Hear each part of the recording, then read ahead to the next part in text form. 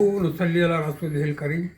मैं doctor Abdul Hamid Makhdoomi senior journalist Gulbarga आपसे मुखातिब हूँ।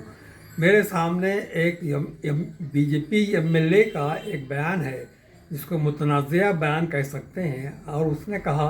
मेरठ ज़िले से वो ताल्लुक़ रखते हैं और सदन्ना के कॉन्स्टिट्यूंसी से वो एमएलए हैं। उन्होंने कहा कि जहाँ जहाँ मुसलमानों ने अपने दौरे हुक्मरानी में मनादिर को तोड़ करके मस्जिदें बनाई हैं, अगर हम उन मसाजिद को गिरा करके फिर उसी मुकाम पर वही मंदिर बनाएंगे जो पहला था। ये एक ऐसा नफ़रत फैलाने वाला बयान है जिसके पीछे सिवाय हिंदू वोट को मुश्तमे करने के और कोई दूसरी गोया उनकी जो है दूसरा कोई उनका मकसद नहीं है।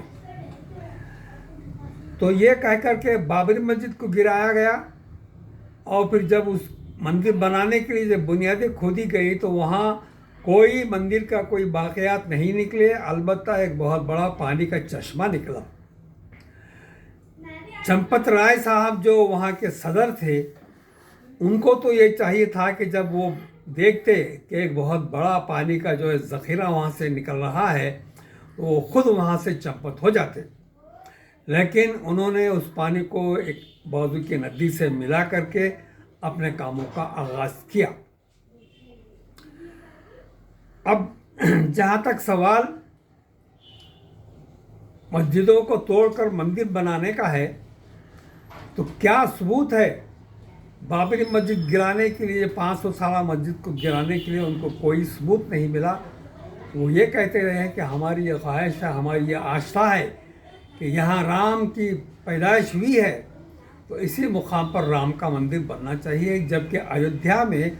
और ऐसे कई मुकामात हैं जहाँ कहा राम मंदिर के नाम से मनादिर हैं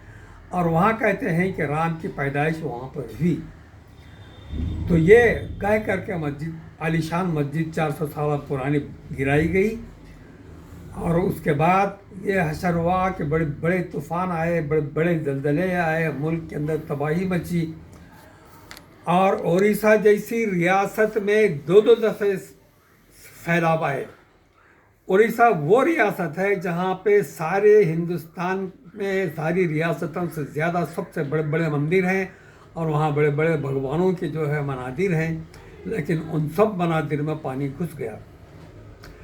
और फिर अब फिर ये कहा जा रहा है कि दोबारा वहाँ पर बहुत बड़ा सैलाब आने वाला है। तो अल्लाह ही बेहतर जानता है कि वो उस रियासत में जहाँ पर बड़े बड़े पूजा के लिए उनके भगवानों के मंदिर पाए जाते हैं, वहाँ किस तरीके क्या तबाही मचेगी और किस तरीके से उन मनादिर में पानी घुसेगा। दूसरी अहम बात यह है कि हम मुसलमानों पर अगर वाकई सबूत, साइंटिफिक सबूत अगर पेश करते हैं अहले हुनूद या बीजेपी की कायदीन, तो मुसलमान इजाज़त दे सकते हैं कि वो मस्जिद गिरा करके अपना मंदिर बना लें। लेकिन ऐसा होना मुमकिन नहीं है, इसलिए कि मुसलमान ऐसी जगह अपनी मस्जिद बनाते ही नहीं जहाँ पर कोई मंदिर था या कोई चर्च था या कोई और जो है बुद्ध मत का कोई जो है कलीसा था। तो अब हम ये कहते हैं साहब, मस्जिदों से जो चीड़ है उसकी सबसे बड़ी वजह यह है कि मस्जिद में मुसलमान 5 दफ़े जमा होते हैं और शेख, सैयद, पठान और दीगर बड़ी बड़ी जो है ज़ातों के ख़ानदानों के लोग मिलकर एक सफ़ में खड़े होकर के नमाज़ पढ़ते हैं। और तो उससे ये पैगाम जाता है कि सारे इंसान बराबर हैं, चाहे वो बड़े से बड़ा ख़ानदान का हो, चाहे बादशाह हो, चाहे ग़ुलाम हो, चाहे कई हो। चुनांचे अल्लामा इक़बाल ने कहा, एक ही सफ़ में खड़े हो गए महमूद अयास, न कोई बंदा रहा न कोई बंदा नवाज। तो अब अगर बीजेपी के लोग